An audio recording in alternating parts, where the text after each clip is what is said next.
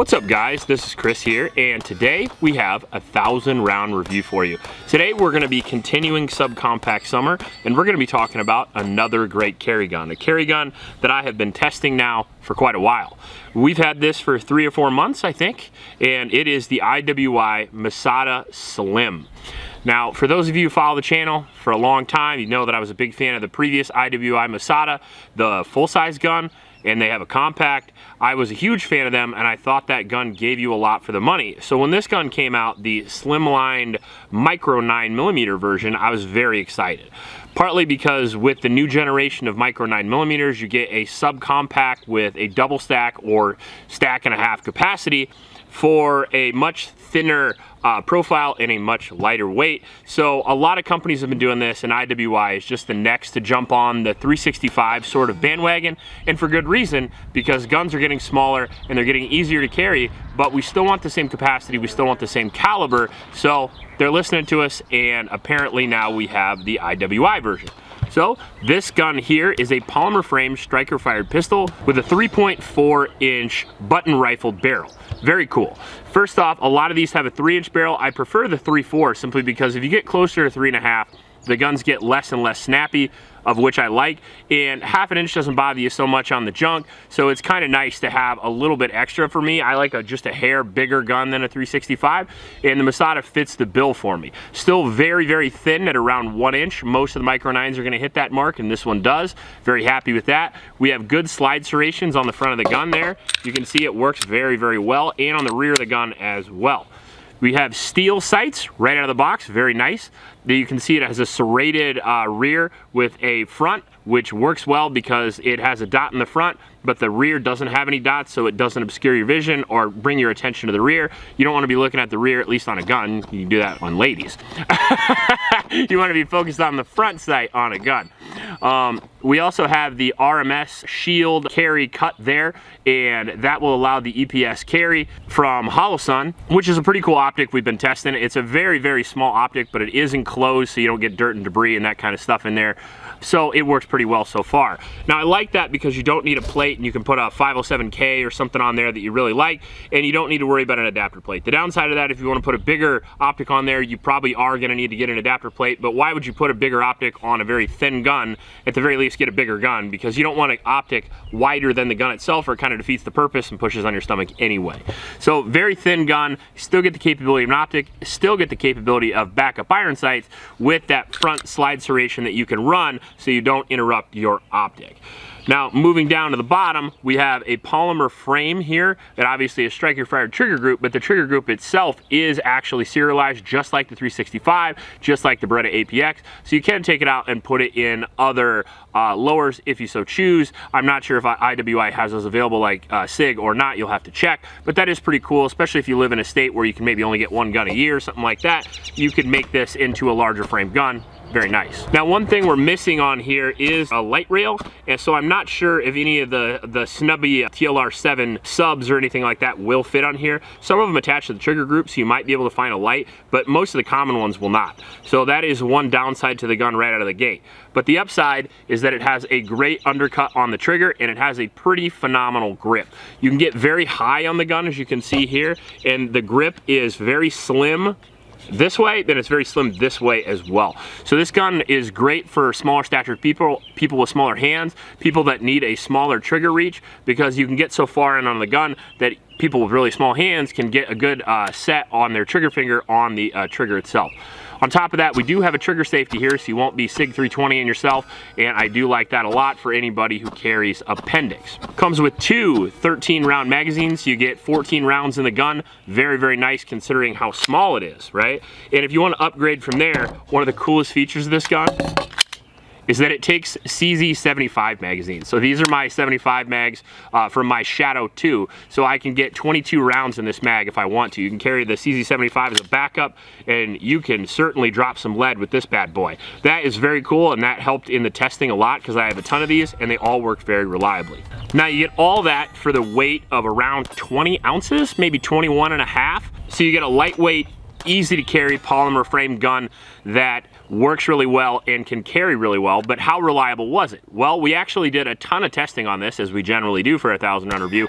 We shot a lot of different ammo types from 147 all the way down to 115. We did a little bit of carry ammo, and the whole time the gun ran great, not only with the stock IWI mags, but with the CZ75 mags as well. The majority of the testing was done with Blazer Brass, and we want to thank Manning & Sons for that. We really appreciate them for sponsoring the video. They sponsor a lot of our 1,000 round reviews, and he's a good buddy of mine, and I would really appreciate if you go check out Manning & Sons. I also want to take this time to mention my page supporters. Thank you guys very much. I did a little late because I was so excited about the gun review, but I do appreciate you guys as well. Thanks for supporting the channel, and if you want to do it, the link in the description, all you got to do is go down there and join the link. I really appreciate it. And I also want to mention a local homeless shelter named Iowa. It's the YSS. Those kids could really use your help, so please get on there and donate to those kids. Now, some of the issues that you're going to run into, though, with a small gun are not going to be reliability, but they're going to be accuracy and shootability. Just by the nature of it being a small gun, it's not as shootable as a Glock 19. That being said, it's easier to carry, and it has about the same capacity, which is very cool. But it does keep up with the Joneses, I promise you that. You can hit targets at 50 or even 75 yards with this, especially with a dot. It makes it very easy because the trigger is actually pretty good. And we'll ghost it for you here. You can see it's very short and light. And the reset is just a hair longer than some guns, but it's pretty good by comparison to most of these subcompacts. So as you can see, the trigger pull itself, very light, very short, very nice. And we have that flat face bow, which feels really, really good when you pull it. And then again, the reset is not slow. So the important part with a carry gun, in my opinion, is to be able to pile them off at 25 yards easy. And for that, this does a great job. 25 yards and in, which is almost gonna cover everything you would ever have to deal with. This gun is really exceptional. It's got good capacity, it's got good recoil control, and you can hit targets very easily. Now, unless you have giant hands, you're going to be able to hit past that, I would think, as well. One of the issues I had with this gun at distance, even though we were able to hit 50 and 75 yards, not quite as easily for me on the IWI as the Canik MC9. Now, the Canik MC9 is a bigger gun, it's got a bigger grip, and it's got a longer trigger reach, and just by nature of it fitting my hand better, I have a tendency to shoot it more accurately just based on the way my trigger finger bows as I pull the trigger. This one, I kind of have to worm it out a lot more because I have very little reach, and I would rather have the trigger up here a little bit so I could run it like that. Big hand problems. So it was very accurate. The barrel itself is accurate. Add the dot, you're gonna double your accuracy generally, and the trigger works really well, but it is meant for smaller statured people, so keep that in mind. That being said, small gun, but the controls work really well. So as you can see here, magazine release works great. I can load the gun really well. Well, if I'm not on camera apparently, but all the controls work well, and they're pretty much out of the way. We've got a takedown lever here, and then we have a slide release slide lock here, which also works very well. So all the controls are slick and they work great now that they're broken in, and the gun's gonna run as fast as you can run it. All right, now we're gonna size compare this bad boy with a couple of the popular Micro 9s on the market, and you'll see that it is just a hair bigger. It's got a smaller trigger reach, but it's a little bit longer, but it is thinner. So first up, we have my Shield Plus. As you can see there, this is one of my main carry guns, and we'll kind of compare it in size. Now, the barrel length and everything is pretty much equal, as you can see there, but the grip on the IWI is just a hair smaller, or hair larger, my bad, but the trigger reach is a hair smaller. So that's one thing you're gonna have to see. See just a little bit hanging off there? Not too much, but a little bit. Now we got a PPK, as you can see there. PPK is definitely smaller, but it is heavier. Glock 43X is gonna be a little bit bigger. Well, they're almost exactly the same size. So if you're looking to get a gun almost exactly the same size as the Glock 43X, but it carries 4 more rounds than the Glock 43X unless you're using the shield mags, you can get the IWI. And then finally, the little bitty P365. You can see there the P365 is smaller because it is smaller than every other Micro 9 on the market as well. So that's how the IWI compares to the smallest Micro 9. Now going forward, what do you get out of the gun? Well, you get a mostly ambi because you can flip it over, pocket-sized 9mm that you can get 14 rounds in. That's nice. Not only that, but you can add an optic. modern day shooting, it's easier to target focus with the optic, so that's pretty nice as well. But you get a good set of sights coming out of the box. You get 2 mags, and you get a gun for around $400 to $450 that can compete with anything on the market, and that's no joke. If you gave me this over, let's say, a Glock 19 for my carry gun, I'm not gonna feel unarmed in any way. I can shoot this fast, I can shoot this accurate. You can get this out of the box for $450, and you can have a great gun with everything you need but a holster for a really good price that's gonna run every ammo type that you're gonna put through it. It also has a track record of being pretty excellent, made by IWI, who makes military grade firearms. Generally, all their handguns are pretty good, all their rifles are pretty good. I've never had a bad one myself, and I've never heard of anybody having a rough time with their customer service. So you get a gun that's gonna last a long time, and if it breaks, you got somebody that can fix it. That's nice. Now, the one downside to this pistol that I see is gonna be the lack of a light rail, and that is going to be the lack of holster availability in your area. You can get holsters for this online, not as many as you're gonna be able to get for like a Glock 19 or a 1911 or even maybe a P365. They just aren't there yet because the gun isn't as popular as some of those other guns. There are some available, but if you have a holster company you really like Tier 1 or Phalanx or something like that, there's a fair chance that they might not make it for this, and that is a big downside to some people. So if you're interested in buying this, but you're very holster particular, I would check and see the holster availability first.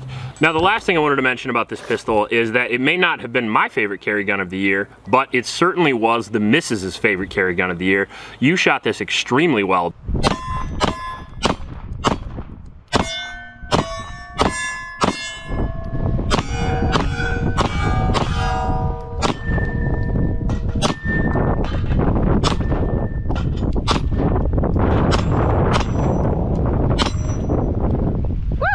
Think maybe that's a trigger reach, but if you just want to tell them a couple quick things you liked about it, I would really appreciate it.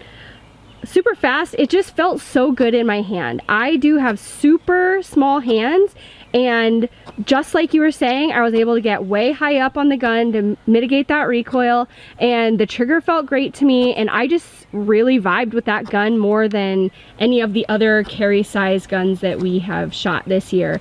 And I honestly I'm kind of considering it for my own carry gun. Yeah, you passed up the Kimber for this, huh? I think the Kimber might be out. I think it's probably a good choice. That being said, for $450, absolutely phenomenal gun. You can get the stuff you need, and it'll run right. If you like this video, please like and subscribe. Please help out your local homeless shelters, and remember to recycle. I'll check you later.